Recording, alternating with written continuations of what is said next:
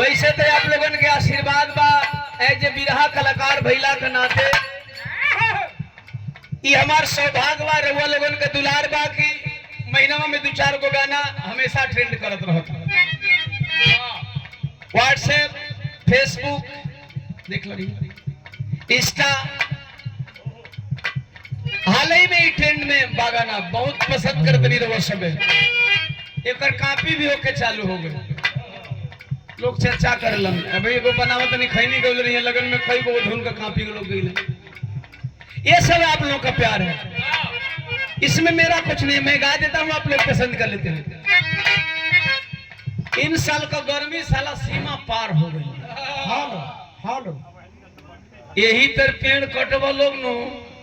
हाँ एसी पंखा कूलर कोनो काम करी ओरी नहीं, कम से कम 2 लड़का लड़की जन्मावत लो, हम दो हमारे दो तो हमारे पेड़ भी दो। अरे वाह, घरे में खेतवारे समझ नहीं समझना। अगर ये संकल्प आप लोग लेते हैं कि हम दो हमारे दो तो कम से कम 2 पेड़ों को लग जाए। अगर 2 लड़का लड़की तो 2 पेड़ लगाए दो लोग। जितने मेंबर आप लोग हैं उतना पेड़ आप लोग लगाएं। फाइनली मैं अपनी लाइफ में वहीं तक ज्यादा तो नहीं लेकिन 50 पेड़ में लगा चुका हूँ, तो कम से कम आप लोग पेड़ लगाएं। कहले का मतलब बा गर्मी सीमा पार बा, आप लोग मजवा निकाले तो फिर भी बोली हाँ का मेहरारू नाराज भैया मरद पहुंचल हम पहुंचा तरी हमारे आवाज बा शिल्पी राज का हम कहा तरी कोई प्यार वाली ना बात देखा बीतल जाता रात। कहलू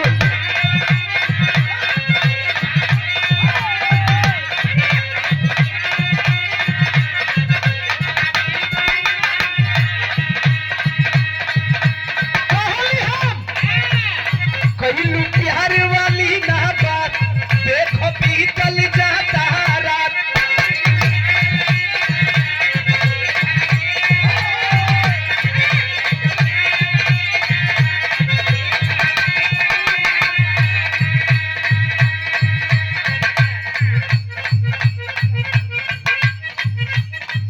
सुखरूप से शारदा भैया रामविलास भैया का जीजा जी 100 रुपया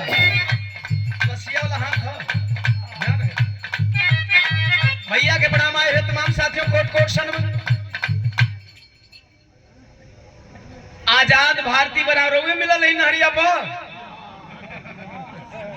रसिया बिरहा रहला आदरणीय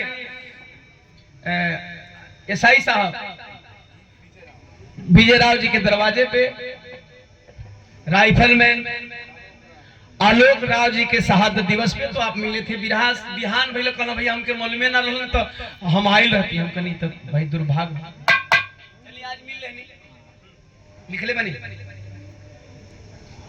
ब्रह्मानंद पूर्व प्रधान नसरथा से नसरथे है ना 100 रुपया दे करके आप महोदय सम्मान के सादर जय भी गार्जियन आज बीने बीडीसी अच्छा है बीडीसी साहब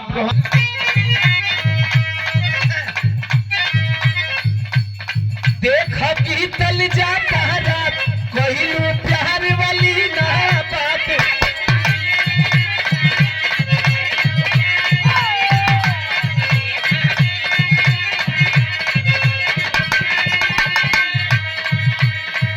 अरे काहे बैठल बारू हो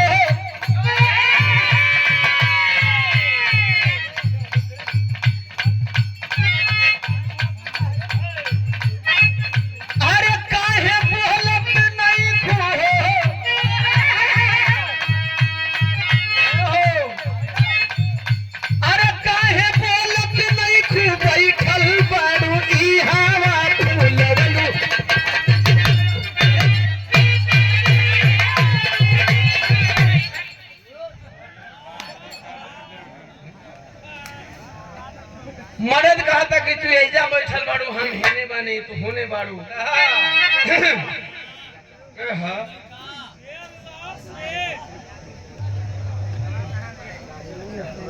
राजन प्रजापति कहां से? बराव से 100 रुपया चरणों में प्रणाम आए हैं तमाम साथियों को बहुत बहुत साधुवाद।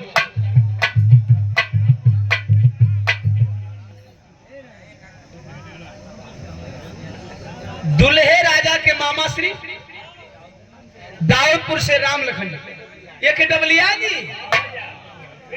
साहब रात भर में हम कबर हिला वाह अरे उनकर मन बात आयल बड़ा दुगरी हिला जा अरे वो लोगन का मन बात हरिया जी एक बार पेट नहीं भरले पूरा गर्मी में हो अच्छा चलिए हमें हिलाने में कोई दिक्कत नहीं है। हमारे भैया बतेला कि हमन मजा दे बदे आइल बनी रहो लोग मजा ले बदे आइल बनी चाहे गा के चाहे हिला के।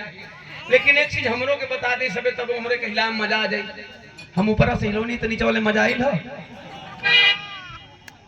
मजा आ जाए तबे तो हंसत हो। चलिए यदि आप लोगों को मजा आता है तो ये कलाकारी है कहानी।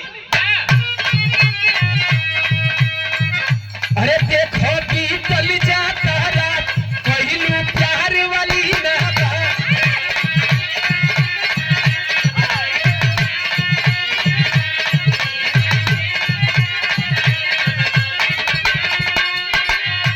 अरे काहे बोलत नहीं थी काहे बोलत नहीं थी बैठल बारू इहारा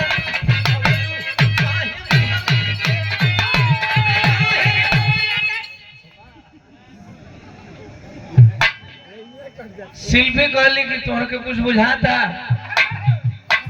हम घर से बहरी काहे बनी आई 12 पहुंच गइल बा 48 बार काम कली अरे 48 बार हो गइल त हम बानी ना सही मौरी का दिया तो से मतलब इनके सुना हम बहरी काहे सुतल बनी घर में कूलर बहाना एसी गर्मी लागत बड़ी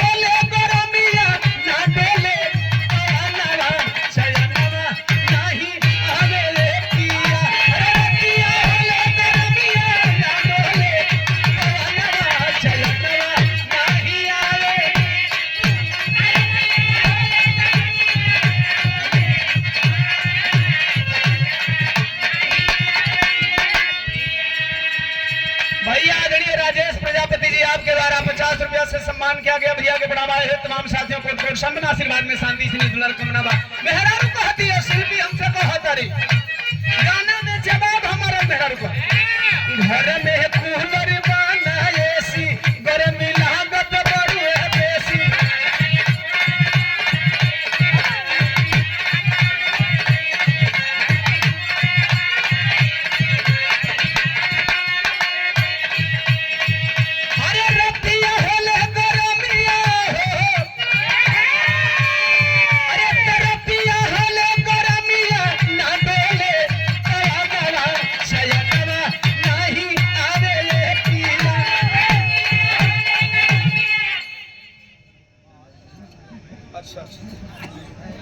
आदरणीय सम्मानीय विनय बीडीसी जी रोहाखी से बहुत बहुत प्रणाम आए हैं तमाम साथियों को कोट सम्मान आशीर्वाद में शांति से दुलार कामना बा। अभी मेरी पहली फिल्म आई है आप लोगों के आशीर्वाद